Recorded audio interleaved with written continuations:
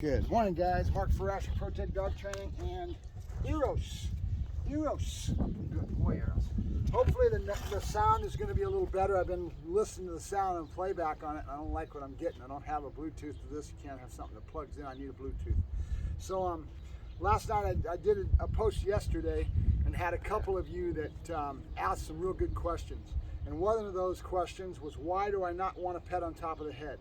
Remember, this isn't set in stone. It's my style. It's things that I've learned over the years that I've kind of got accent points towards. And I believe that when you stroke over the top of the dog's head, the ears go down and you have kind of a submissive posture. So how many times do you, when you're working an animal, do you do things to create a behavior and a posture that's positive and an emotional reaction in the dog?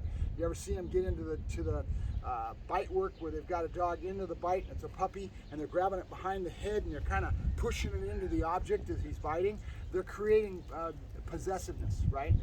Because how they're touching the dog and what they're doing with the dog will create and elicit an emotional reaction in the dog, right? When I want a dog to be high and keep his head up, I always praise him underneath the neck and I draw my hands up and I want the dog looking up at me, right? So when I'm into work, I don't want to at this stage, okay? It's going to be different as you go along, but I want to accent the point that I don't want to pet over the head because I don't want a dog doing this. Remember, he's a nervous little small puppy. He's only 13, 14 weeks old.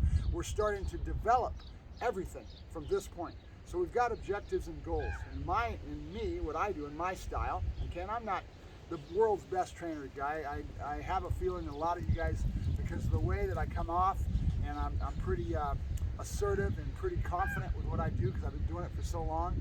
But believe me, I don't know everything. I'm constantly seeing things and going out places. I'm going to be going to a KNVP it's a seminar this weekend. There'll be some certifications from decoys over here in the States. They've started to help us bring the sport over here. So these folks are coming over from their country, over in the Netherlands and Holland, to bring us the expertise that they have over there in that part of the world. And over here to play the game, they've asked us to not use the same name, so it's APA. So if you hear the sport APA, that's basically KNVP coming from over in that part of the country for America, right? And there is no real difference. They're teaching us exactly how they're building the dogs. They're getting us into the sport, and you're starting to learn and grow with something we haven't had the opportunity to do. This happened in ring sport years ago, okay, and I was around when that ring sport was starting to come into the country and started to get established, right? Every sport has come over from Europe in different parts. Schützen back in the 70s, we didn't know anything. All the law enforcement was going over to Germany and they were just raking the bucks in, selling us the dogs and giving us the knowledge, and we've grown so much exponentially since then, right? So the stuff that I get into, I like real, so when I see somebody that's got decoy abilities and is doing things more towards law enforcement where they're getting the dog to push into the bad guy, into the decoy, and that's the type of work they're doing, and they're accenting with marking. You don't realize how much they do that. So when I start with him as a puppy, I'm doing the same thing. What I'm saying is I don't want to stroke in the top of the head. I want to use a marker underneath the neck so that I don't get the ears going down and I don't have that. Is it critical? No, it's my style. It's something that I believe in. I don't want to pet him over the head.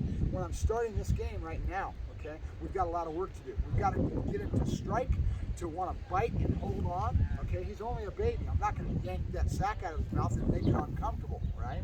So I want to do things like setting the bite, which I'll push him back in. It's just like a fish, like you're setting the hook, and get the dog to learn to bite back in the back of his mouth. I'm doing all kinds of minute little things that you may not even understand are happening. But it's all about timing, and it's about setting up the markers that I'm going to use in my style to get him started, okay? At some point, I always say in this business, it takes two to tango. I got to have other decoys that I can work with that know as much, if not more than I do, and go to those people that I respect that are in the industry that I can get what I want, right? And that's all about being a gypsy trainer, and I don't do much decoy work nowadays, not because I can't do it, it's just because I'm always reaching for somebody else to give me what I need, and I'm not going to go out and work 20 dogs at 59 years of age. That's not me. All right, so let me talk about some of this stuff here.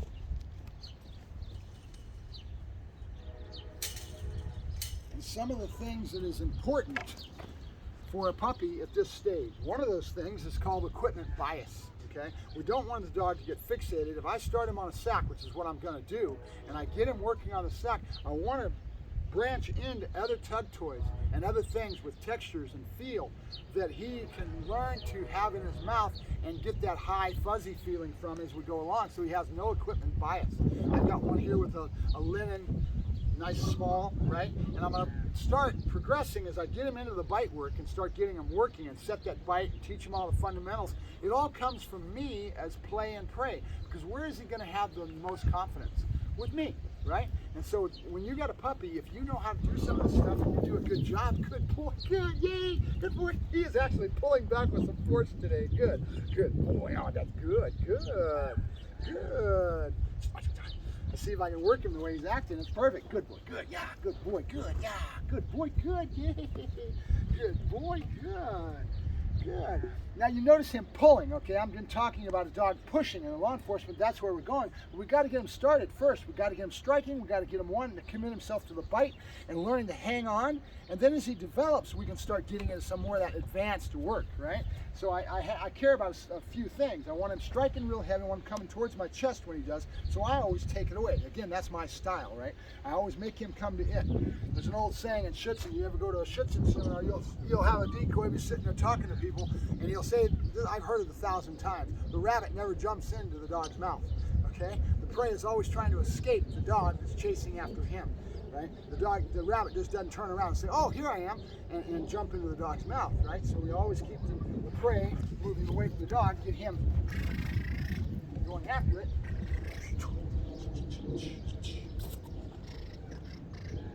What am I trying to do? I'm trying to get him to come up. He doesn't want to, he's a baby. What do you expect? So he doesn't know something. It's going to take a lot of playing. I've been doing this for so long that I'm not too bad at it, right?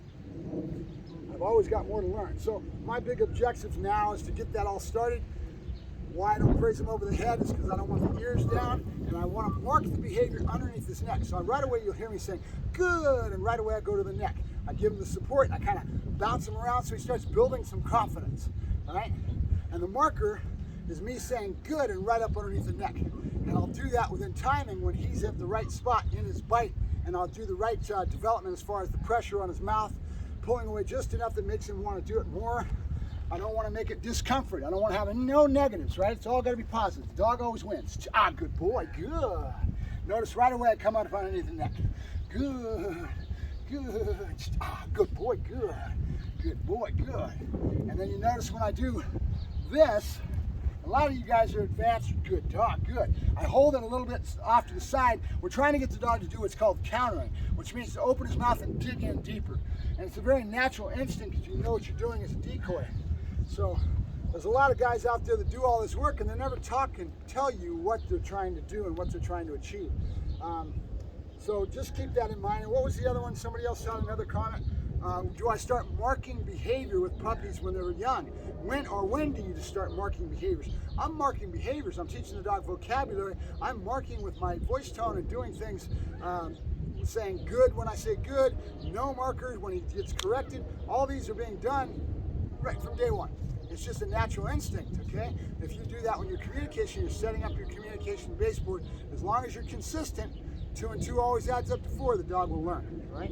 So that's a little bit about the questions that I got last night on that thread.